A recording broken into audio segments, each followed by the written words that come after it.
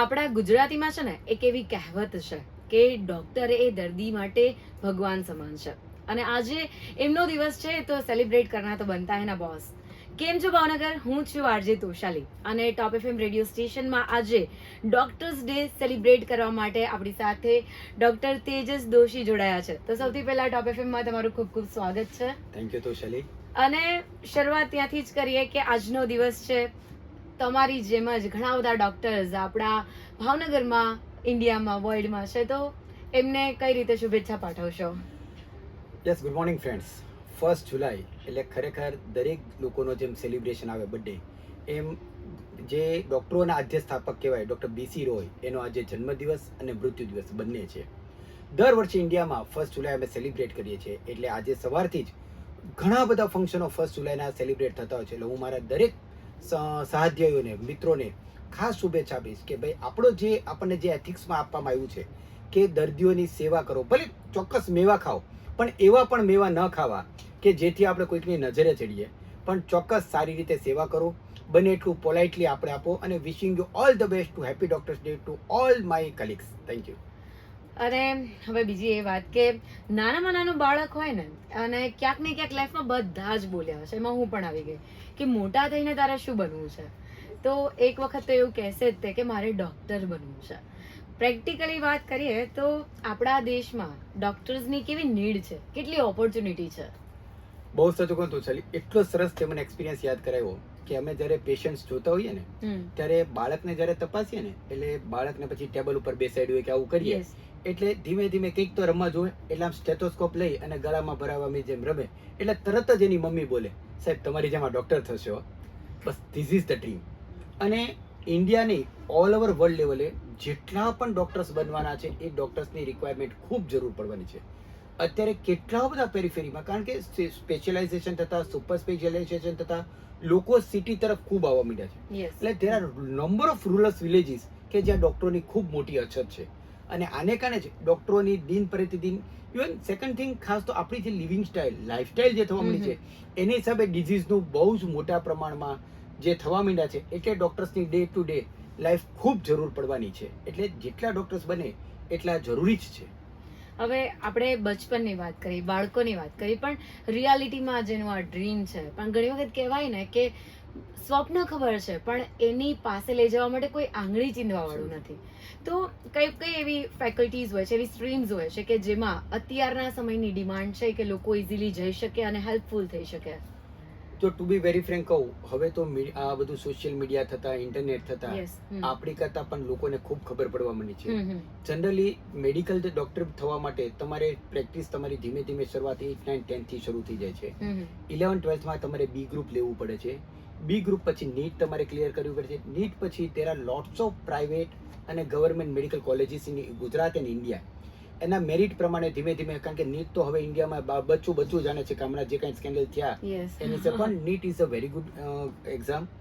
ઈ clear કર્યા પછી તમારા મેરિટ પ્રમાણે તમને ગવર્મેન્ટ કે મેડિકલ કોલેજોમાં તમને એનું એડમિશન મળે છે. એડમિશન લીધા પછી તમારે એનો 5.5 years MBBS, પછી સ્પેશિયલાઇઝેશન હોય તો સ્પેશિયલાઇઝેશન અને સુપર સ્પેશિયલાઇઝેશન કરવું જોઈએ. પછી તમે જે ફ્રીક્વન્સીમાં તમારે આગળ જવું હોય એ પ્રમાણે તમે એમાં આગળ અભ્યાસ કરી શકો છો. ઓકે, આપણા દેશની વાત કરીએ તો એવી કોઈ સ્પેસિફિક જગ્યાઓ કે જ્યાંથી જે લોકોને ડિગ્રી મેળવવામાં ઇન્ટરેસ્ટ છે એ લોકો એ સ્પેસિફિકેશનમાં એમાં જઈ શકે? 100%. ઇન્ડિયામાં લગભગ 100 જેટલી સ્પેશિયાલિટી અને સુપર સ્પેશિયાલિટી થાય છે. દરેક બેચ વાઇઝ, દરેક કોલેજ વાઇઝ એની ફ્રીક્વન્સી આપેલી. જાણે કે ભાવનગર મેડિકલ કોલેજ છે તો એમાં MBBS ની 150, 200 સીટ્સ છે. પછી PG માટેની 50 સીટ છે. સુપર સ્પેશિયાલિટીની અમુક સીટ હોય. એમ દરેકે ગવર્મેન્ટે અમુક સીટ ફાળવેલી હોય છે.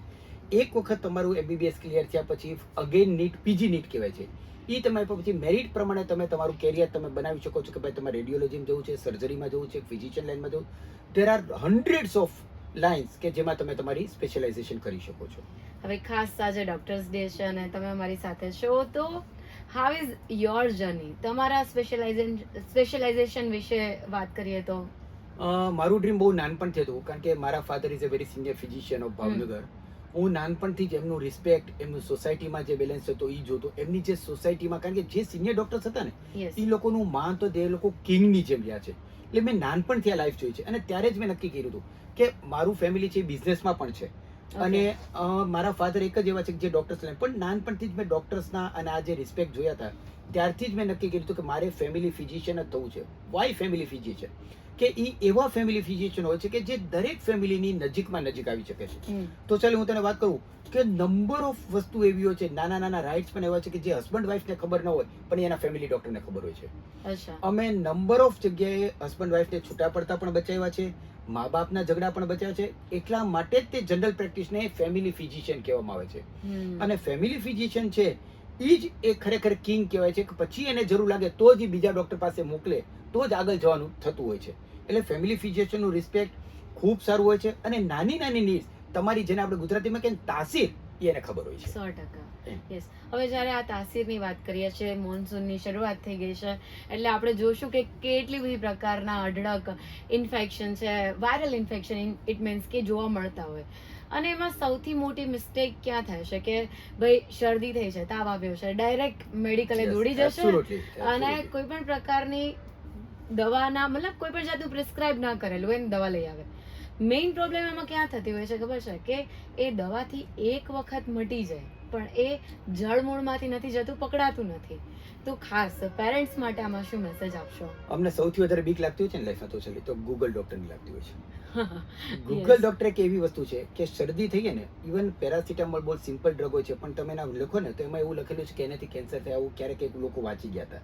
એટલે મારો દરેક મેસેજ એવું છે કે ભાઈ તમે નાની નાની ચોક્કસ ઘરગથ્થુ ઉપચાર કરો, પણ એલોપેથી કે આયુર્વેદિક દવામાં જો તમને કોઈ પણ પેથીની દવા સારી છે, હું કોઈ પણ પેથી, તમે હોમિયોપેથમાં જાઓ, એલોપેથીમાં જાઓ, આયુર્વેદમાં જાઓ કે નેચરોપેથીમાં જાઓ, એના સાયન્સ પ્રમાણે હંમેશા મેડિકેશન કરો, પ્રોપર ડોક્ટરને બતાવીને કરો. સામાન્ય ઘરગથ્થુ ઉપચાર છે તમે ઘરે તમારા વડીલોને પૂછીને કરો. પણ જ્યારે એકાદ દિવસ ફેર ન પડે, 2 દિવસ ન ફેર પડે તો તમારા ફેમિલી ફિઝિશિયનને બતાવો. એ જે પ્રમાણમાં ડોઝમાં જે પ્રિસ્ક્રાઇબ કરે એ જ પ્રમાણે દવા લ્યો. જે ઇવન ટીવીમાં ઘણી બધી XYZ દવા આવે છે, એ જોઈ અને ક્યારેય તમે ડોક્ટર ન કરતા. 100 માંથી એક જ વખત પણ ઈ જ્યારે રિએક્શન આવે છે ત્યારે ડોક્ટર ખૂબ દૂર પડી જાય છે અને અમે એનું હેલ્થ વાઇઝ કે પેશન્ટને અમે ખોઈ જતા પણ જોયો છે. એટલે મારી દરેક પેરેન્ટ્સને એ અપીલ છે કે બાળકોને અથવા તો તમને લોકોને પણ ક્યારેય ઘરગથ્થુ ઉપચાર કરો પણ મેડિસિન ડાયરેક્ટ મેડિકલમાંથી ન લેશો. ચોક્કસ કદાચ ડોક્ટરને 100 રૂપિયા આપે તો ચિંતા ન કરશો, એ આપણા 100 રૂપિયા આપી અને પણ એને બતાવજો. મારો કહેવાનો પર્પઝ એ છે કે સામાન્ય દવા લેવા કરતા ડાયરેક્ટ મેડિકલમાંથી ડોક્ટરને બતાવી એના ડોઝ પ્રમાણે દવા લેજો. હવે તમે જ્યારે આ 100 રૂપિયાની વાત કરો છો ને એટલે એમાં ટોટલ 2 ટાઈપના લોકો હોય. એક તો મિડલ ક્લાસ ફેમિલી કે ભાઈ બધું માંડ બજેટ ચાલતું હોય ત્યારે આ થાય. એટલે એમાં છે ને પાછી એક કહેવત એ છે કે ડોક્ટરના પગથિયા છે ને એ દુશ્મનને ના ચડાવે, આપણે એવું કહેતા હોય.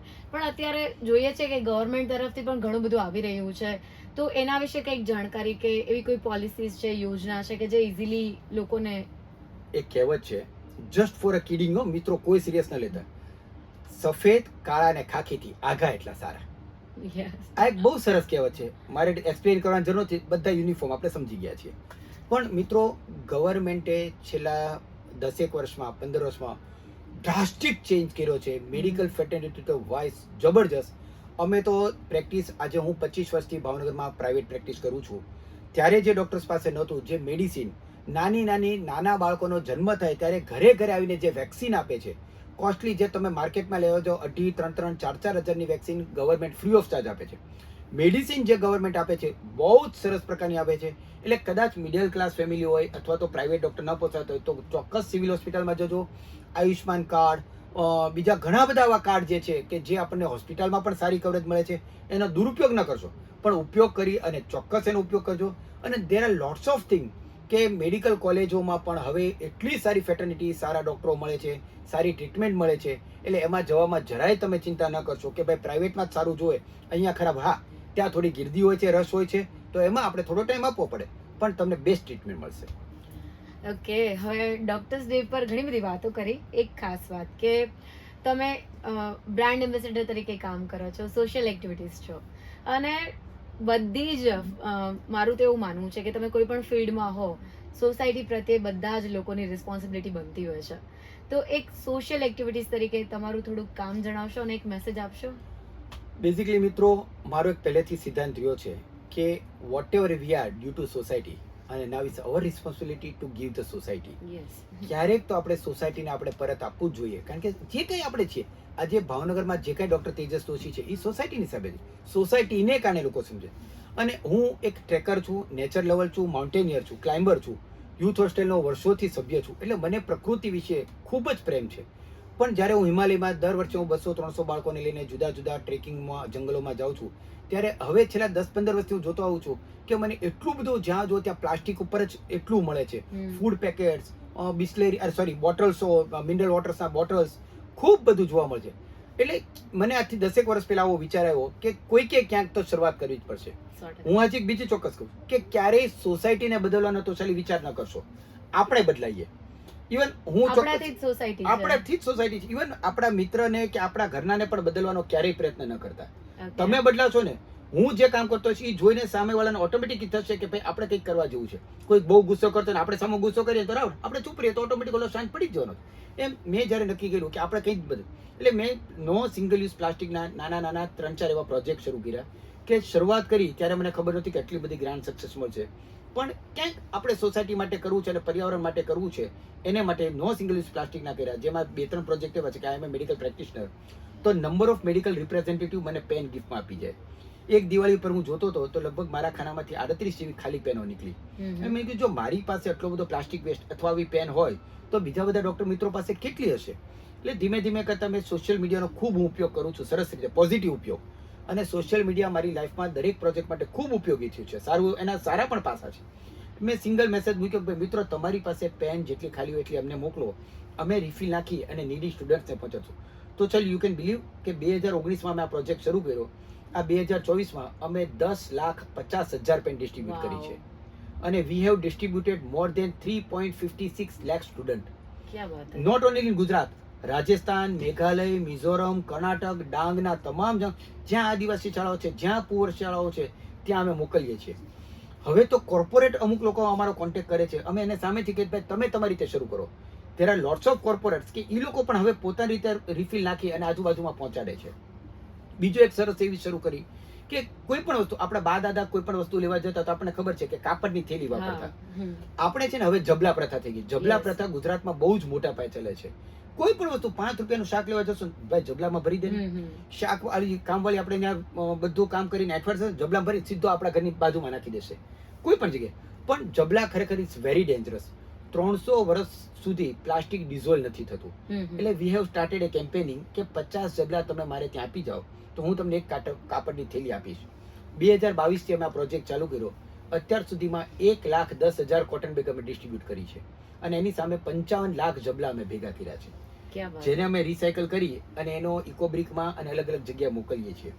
હવે તો મેં એવું પણ કર્યું છે કે Gujarat is A very famous for gutka, Saurashtra famous. બીજું મિત્ર તમે જોયું હશે તો ચાલે કે આપણે છે ને દૂધની થેલી લઈએ કે કોઈ પણ ફૂડ પેકેટ લઈએ ને તો એ જ્યારે ખોલીએ ને તો સાઈડમાંથી કોર્નર આપણે કટ કરી નાખીએ, નાનું કટિંગ. એટલે એ જે કોર્નર છે ને કદાચ દૂધની થેલી આખી આપણે રિસાયકલમાં આપશું પણ એ જે નાનો ખૂણો છે ને એ આપણે ડસ્ટબિનમાં નાખશું અથવા બહાર સીધો થ્રો કરી દઈશું. એટલે વહેલું મોડું કચરા સાથે ક્યાં ગાયો અથવા પ્રાણીઓના પેટમાં જશે અથવા તો કોઈ પણ જગ્યાએ ડ્રેનેજમાં જઈ અને ચોકઅપ થશે. એટલે we have started a campaigning કે don't cut the corners, put a surgical cut. Simple નાનો કટ મૂકો કે જેથી એ આખી થેલી એમને આપણે રિસાયકલમાં ક્યાં આપી શકીએ. બે ભાગ ન કરવા પડે. આવા અમે લગભગ 200 સ્કૂલોમાં, કોલેજીસમાં લગભગ 2 લાખ સ્ટુડન્ટ્સના લેક્ચર લીધા છે. મોર દેન 100 સોસાયટીમાં જઈ અને આ વસ્તુ અવેર કરી છે ત્યાંની લેડીઝને, ત્યાંની કીટી પાર્ટીઓમાં. અને તોશાલી તું તો બહુ જ ફેમસ આરજે છો, હું તો તને પણ રિક્વેસ્ટ કરીશ FM ના માધ્યમથી યુ શુડ રોજ એક આવું સરસ એક કેમ્પેન કર કે પ્લાસ્ટિક માટે, કારણ કે તારું નામ તો ખૂબ મોટું છે એમ. એ જ રીતે વસ્તુ, એટલે આવી રીતે નાની નાની વસ્તુઓ ભેગી કરવાથી બહુ જ મોટી શરૂઆત થાય છે. જો તે કદાચ ઇકોબ્રિક પાર્ક વિશે સાંભળ્યું હોય તો ઇન્ડિયાનો સૌથી પહેલો ઇકોબ્રિક પાર્ક ભાવનગર અકવાડા લેકમાં બન્યો, જે મોદી સાહેબે એના ટ્વીટમાં પણ એ આખો વિડીયો શેર કરેલો. આ વસ્તુની શરૂઆત આ જ રીતે કરી હતી કે એક પ્લાસ્ટિકની બોટલ 1 લીટરની, એની અંદર નોન રિસાયકલ જે પ્લાસ્ટિક છે 50 માઇક્રોગ્રામ થી ઓછું, એ તમે 350 ગ્રામ સમાય છે. એને પેક કરીને ઇકોબ્રિક બને છે કે જેને 300-400 વર્ષ સુધી કંઈ થતું નથી. એનું આખો પાર્ક જેની અંદર ચાલવાના અલગ અલગ રસ્તાઓ, પછી વોકિંગ ટ્રેક, બાકડા, પછી બેન્ચીસ, ટ્રી ગાર્ડ, એ આખો ટ્રેક લગભગ 500 મીટરનો બનાવવાનો છે. અને ધેટ વોઝ ધ ફર્સ્ટ જ્યારે બન્યો ઇન ઇન્ડિયા. પછી તો આ જોઈને ઘણા બધા સિટીએ, ઘણા બધા સ્ટેટ. એટલે મારું કહેવાનું મેસેજ જનરલી એક જ છે કે બને એટલો પ્લાસ્ટિકનો વપરાશ ઓછો કરો. આ જે હું પેન વાપરું છું મિત્રો, 4.5 વર્ષથી એક જ પેન વાપરું છું. આ પેન જ્યારે ખાલી થાય ત્યારે હું રિફિલ નાખું છું. બને ત્યાં સુધી પ્લાસ્ટિક નથી, આ લોખંડની મેટલની જ પેન છે એમ. એટલે સિમ્પલ વસ્તુ છે કે આપણે શરૂઆત આપણીથી કરવાની છે. હું વસ્તુ લેવા જઈશ તો કાપડની થેલી વાપરું છું, હું મારી બેગ, હું કોઈ નથી કહેતો ચાલો, પણ જો શરૂઆત આપણે કરશું તો ક્યાંક ને ક્યાંક આપણને બહુ મોટું રિઝલ્ટ મળશે. એટલે આપણે એવું કહી શકીએ કે ભાઈ દર્દીઓની સાથે સાથે અત્યારે આપણે એ જરૂર છે કે નેચરની પણ સારવાર કરીએ, કારણ કે એ લોકોને પણ હવે હિલિંગની જરૂર છે, અને જો આપણે એમને હીલ કરીશું તો એ આપણને હીલ કરશે. Yes, perfect. 100%. અને અત્યારે wish you very happy doctors Thank day. you, thank you so much for joining us. Thank you very Thank much. you. Thank you.